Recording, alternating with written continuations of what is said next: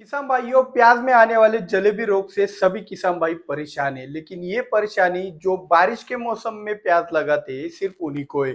बाकी जो गर्मी वाला प्याज रहता है उसमें यह चीज नहीं होता है। तो सिर्फ बारिश वाले प्याज के अंदर ही ऐसा क्यों होता है? जलेबी रोग के ऊपर आपको आज तक इलाज क्यों नहीं मिला? आप जो भी इलाज कर रहे हो या फिर अंधेरे में तुक्के लगा रहे हो, वो तुक्के आपके सही क्यों नहीं हो रहे? तो आज के इस वीडियो के अंदर हम जलेबी रोग के ऊपर एकदम तोड़-फाड़ करके उसके ऊपर आपको चीज़ बताने वाले, जो चीज़ आपको बताएगी कि भाई आप गलत डायरेक्शन में थे, सही डायरेक्शन कुछ और थी। तो चलिए आज के इस वीडियो को शुरुआत करते हैं एक धमाकेदार लाइक से।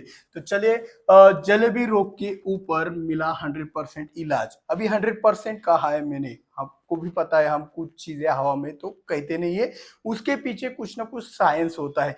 तो आज के इस वीडियो में जलेबी रोग के पीछे का साइंस भी हम अच्छी तरीके से जानने वाले हैं। तो जलेबी रोग प्याज के अंदर आने वाली बहुत बड़ी समस्या ऐसी है कि जिसके अंदर जो भी प्याज की पत्तियां है वो ऐसी टेढ़ी मेढ़ी हो जाती है, गोल गोल स्प्रिंग के आकार की हो जाती है, जलेबी की तरह इसका आकार दिखता है, इसीलिए इसे जलेबी रोग भी कहा जाता है। ये सभी बातें आपको पता है, लेकिन कुछ नए किसान होंगे उनके लिए बता दिया। तो सबसे पहली बात, हमारे मन के अंदर कोई भी प्रॉब्लम की समस्या हम जब ढूंढते हैं तब सवाल बनना चाहिए। सवाल यहाँ पे क्या बनता है कि सिर्फ बारिश के मौसम में जलेबी रोग आता है भाई साहब, गर्मी के मौसम में या फिर ठंड के मौसम में आपका ये जलेबी रोग क्यों नहीं आता है आपके प्याज के ऊपर? कभी सोचा होगा? तो आपको उसका जवाब भी आप जवाब के एकदम नजदीक जा चुके थे। लेकिन फिर भी अगर आपको जवाब नहीं मिला होगा तो हम आपका कार्य आसान कर देते। तो जलेबी रोग सिर्फ बारिश के मौसम में क्यों आता है? तो इसका एक कारण इतना ही है। अभी देखो, बारिश के मौसम में ठंड के मौसम की तुलना में और गर्मी के मौसम की तुलना में सिर्फ एक चीज अलग होती है, क्या? आसमान में बादल रहते हैं और बारिश गिरती है। ये चीज आपको पता होगी। कई कबार क्या होता है, बारिश के मौसम में अगर बारिश ना गिरे, यानी कि सूखा पड़ जाए और आपके कुएं के पानी के ऊपर ही अगर आपने यह फसल लगा दी प्याज की, तो तब आपको ये जलेबी रोग उस फसल में नहीं दिखेगा। इसका मतलब यह दो बातें यहाँ पे श्योर है, और भी गहरे में गोता लगाएंगे। तो दो बातें क्या श्योर है इसमें? एक तो बारिश के मौसम में बारिश गिरने की वजह से, या फिर आसमान के अंदर बादलों का ढक्कन होने के कारण, जहाँ पे सनलाइट अच्छी तरीके से ना पड़ने के कारण भी ये जलेबी रोग आता है। यहाँ पे दो ही पॉइंट यहाँ पे निकल के आ रहे हैं। तो अभी हम और गहरे में ऐसे जाएंगे कि बारिश के मौसम में जब बादल होते हैं या फिर बारिश गिरती है, तो और सनलाइट कम गिरता है, तो फसल के अंदर क्या बदलाव होता है? तो फसल के अंदर हो जाता है नाइट्रोजन बढ़ जाता है। आपको पता है हमने थ्रिप्स के वीडियो में क्या बताया था? थ्रिप्स के वीडियो के अंदर क्या ऐसा बताया था कि जब भी आसमान में बादल आ जाए तो आपके फसल के अंदर थ्रिप्स का अटैक होता है। तब थ्रिप्स का अटैक क्यों होता है? तो जब आसमान में बादल आ जाते हैं तो फसल आपकी सनलाइट कैप्चर करने के लिए, आपका सूर्य प्रकाश गेन करने के लिए पत्तियों को ग्रो करता है, और पत्तियों को ग्रो करने के बाद वो नाजुक बन जाता है, और नाजुक बनने के बाद वहां पे थ्रिप्स का अटैक होता है। तो वही वाला चीज यहाँ पे सेम होता है। बारिश के मौसम में सनलाइट कम होने के कारण आपकी पत्तियों की ग्रोथ अच्छी तरीके से हो जाती है।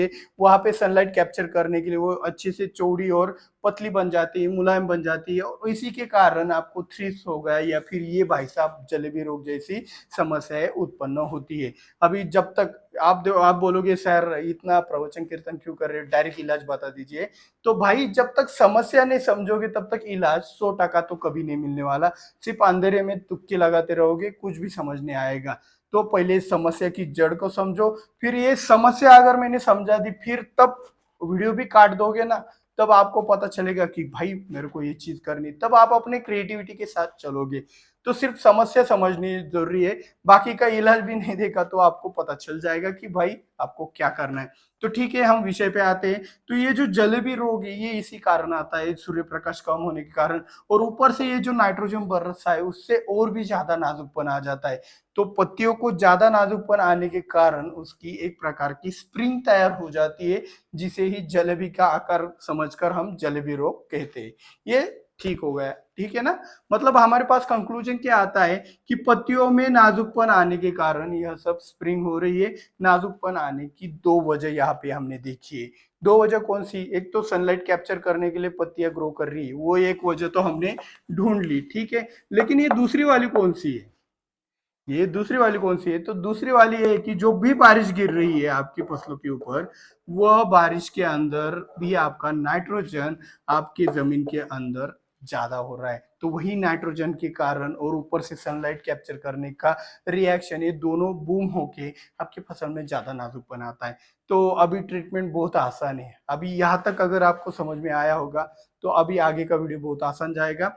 और अगर नहीं समझ आया होगा रिपीट करके भी देख सकते हो। और हाँ यार, इतना बढ़िया तरीके से मेहनत करते हैं आपके लिए तो लाइक भी बनता है।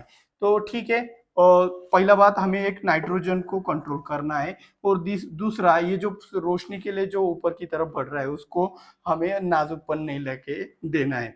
तो यहाँ पे हमें क्या करना है नाइट्रोजन को कंट्रोल करने के लिए? जब भी आपके देखो, यहाँ पे आपको ग्रोथ को दबा कर रखना होगा बारिश के मौसम में, जलेबी रोग ना आए इसलिए। तो यहाँ पे एक और चीज है जो कि सबसे बड़ा सीक्रेट है, जो आपको आज तक किसी ने बताया नहीं होगा जलेबी रोग के बारे में। तो वो मैं थोड़ा ये 2 पॉइंट कवर करने के बाद आपको बताता हूँ। तो ये हिंट दे दिया आपको, ठीक है। तो नाइट्रोजन को कंट्रोल करने के लिए हम क्या करेंगे? सिंपल वाला पोटेशियम सोनाइट का आप इस्तेमाल कर सकते हो। जब भी आपको लगे ना कि भाई मेरे अगल बगल के गांव में अभी जलेबी रोग का जो भी चर्चा है वो मेरे को सुनाई दे रहा है, तो अभी मैं स्टार्ट कर देता हूँ। आपके जो भी एक नर्सरी होगी, जो भी प्याज का प्लांटेशन आपने किया होगा, उसके अंदर आप सोनाइट का इस्तेमाल कर सकते हो। फिर नाइट्रोजन कंट्रोल करने के लिए अगर आपके पास सोनाइट अवेलेबल नहीं है तो आप मैग्नीशियम सल्फेट प्लस एमओपी का भी इस्तेमाल यहाँ पे कर सकते हो। तो एमओपी और मैग्नीशियम सल्फेट दोनों एक साथ मिलाकर भी आप नाइट्रोजन को अच्छी तरीके से आपके फसल के अंदर कर सकते हो। साथ ही साथ आपको इन दोनों में से एक में क्या करना है ये बता रहा हूँ। इस दोनों में से एक में क्या करना है? एक तो आपको रोको का मिक्सिंग करना है। और कुछ कहेंगे कि रोको अगर आप लेना चाहते हो एक सोनाइट के अंदर या फिर मैग्नीशियम सल्फेट और एमओपी के अंदर लेना चाहते हो तो 1 एकड़ के लिए रोको 1 किलो आपको लेना पड़ेगा। लेकिन कुछ किसान कहेंगे सर जी ये रोको रोको रोको आप खर्चा करने को बोल रहे हो।